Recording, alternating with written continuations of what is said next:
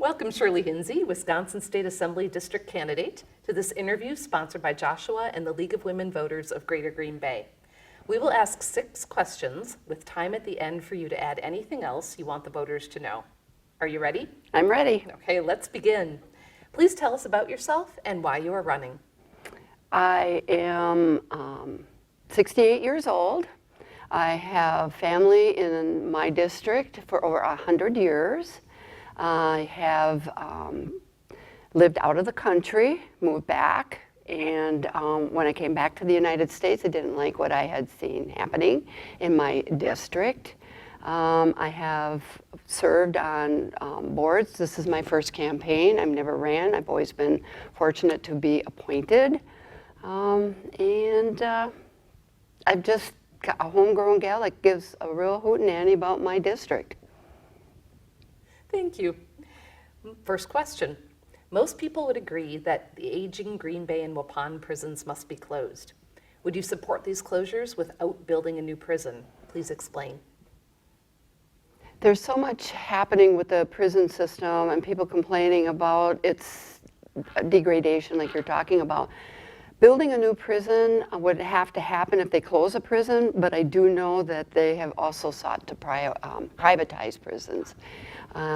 I know a little bit about the prison systems. I had some people that were prison guards where I had actually lived up in Marquette, Michigan, and states do move prisoners around, and the states do pay for that. If you have a burgeoning population in one, they're going to try to find place for somebody in a different area. So you can't tear down one building that's housing people who have broken the law and not do something to rebuild it. And it will cost money, and that means tax dollars.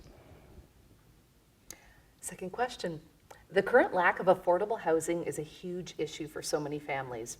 What are your thoughts regarding the recipients of rental vouchers being a protected class and imposing regulations on landlords in regard to how much they are able to charge for monthly rent? Other states put caps on how much landlords are allowed to charge. Would you be in support of either of these changes? Housing is an issue in our community and for the elderly. What we're having is we are now becoming a bedroom community to Green Bay and the Fox cities. So it has created that need. I have some experience building properties and forcing in a landlord or setting the government stepping in and setting the rate. There are such things called planned urban development. There's tax incremental funding. You put up a building, so much of it has to be blah, blah, low income. The other half, you could do whatever. I don't know as if it is actually legal to try from a government perspective. If a person comes in, buys the land, puts up a building, and now Shirley comes in and says, well, now I'm going to tell you how much you charge for rent. This is something in that regard I think has to be addressed. Vouchers, I would say yes, as long as there is a system in place to guarantee that the people who are receiving those vouchers are not abusing those vouchers. So all the way around, and like I said, in my community, and rents have gone up really bad. Taxes have gone up. They're pushing people, the elderly, out of their homes. And given you can't buy anything in that community more reasonable, you're taking the profit that you're depending upon for your retirement to live on. Thank you. Next question. We believe that democracy works best when citizens can interact with their elected representatives between elections. If elected, how do you plan to remain engaged? Well, when I first said I was going to run the newspaper in Shawano, the evening leader came out and did an interview on me. And like I said, I'm a homegrown girl, so the door is always open, the coffee's always on. I don't want my constituents to feel that I am doing this as some kind of a career politician thing, which would be impossible at my age. I am a gal who walks the communities. I go everywhere on foot. I engage everybody of every age. And if I've already now encouraged people, because I've done some things community-wise, to speak up, I am your voice in Madison. I'm not down there talking and selling something for Shirley. It has to be coming from the constituent. And here's something to the constituents. If you don't go to your elected official, we're not going to know what to say for you. we're not going to know what topics to bring up that are important to you. So it's a two-sided thing. When the door is open, you come in, you be prepared, and we're going to have that conversation. And yes, I take notes. Thank you. What is your position on the current reproductive health laws in Wisconsin, and what, if any, would you change? Thank you for saying reproductive health laws. I don't like the term, and I will say this, abortion, because to me, as soon as it came out, it became a trigger word, and it just blew up everybody. We'll leave it at that. No government has the right to make a decision for a woman and her family, and that's the way I've approached this topic. We know where the laws are and where we're at here in Wisconsin, and I'm a boomer. I'm the tail end of that walk, which means my interviewer has less rights than I did at that same age. So this is something to think about if you don't think this is important to become engaged in. Young women are professional women today. Their home lives are dependent upon a double income. Given, let's just say that there's an abortion has to happen due to a miscarriage or something on that order, you lose that half of that income, and or you're just living comfortably, you're middle class, and all of a sudden now you've got child care you're looking at how to afford child care for another, maybe you have one or two in school. Or in that system, it doesn't pay for a professional woman to reduce her income, take that income to come home with $2. Next question. What is your position on school vouchers in Wisconsin? Okay, not. I remember when they came out, I don't know, I was living in Heartland, Wisconsin, X amount of years ago, 30 maybe, sounds about right. And I said, why are we, this isn't going to work. You're using taxpayer funds for doing this.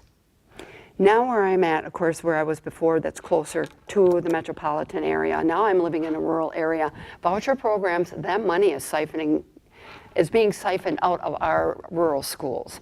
And not every rural school district has a parochial school that a parent can come and get a voucher for and send that child off to that parochial school. But the funds can still go away. So absolutely not. And our school district would like some funds. We got a referendum coming up just for maintenance on some buildings. And so I'm just going to stick with that. I never liked it. I'm not going to vote for it down the road. And if somebody's going to give me grief, I'll give it back. Here's your sixth and final question. What do you think about the fairness and integrity of Wisconsin elections, and what changes, if any, would you propose? I got goosebumps. I lived out of the country, yeah. And when I came back, what I saw was not something good. And, I was appalled. In my travels, Wisconsin, first they ask, about the cows and whatever. And then the next thing that they ask about was, education things. And I wanted to know where it all went. And I wanted to know why we're not getting our young people out to vote. I want to know why somebody thinks elections in this state are not legit. I do not buy into that. I know that the people in charge of maintaining the elections and the communities all the way along take this so very seriously. The integrity of Wisconsin elections is stellar. And it's just, anybody that wants to come here and slam what our elections are, I think that is just really, really sad. Put the faith in the people. The people in this state know who they want to vote for. They know they're going to go to the polls. And now others that think that this isn't that there's voter fraud and all of this stuff, you are calling us liars. And you know what? Sorry, people, but I don't put up with that. As we wrap up, please add anything else you would like the voters to know. This has been a wonderful experience for me. At my age, I wasn't going to come into running, an election. It's been a learning experience. But I will say this, I want to see more young people getting engaged in politics. I do walk the streets, and there's been some pushback in some areas, depending upon how a community's party leans.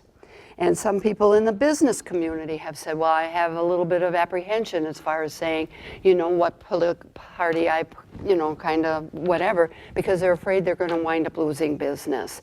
We need unity today in this country. We're so fractured. You got business people that don't want to speak up.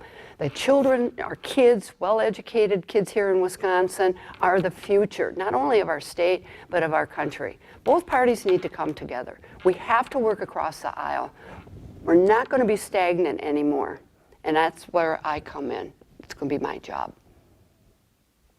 Thank you, Shirley. Well, you're very welcome. Thank you. We have been speaking to Shirley Hinze, Wisconsin State Assembly District 6 candidate. Thank you.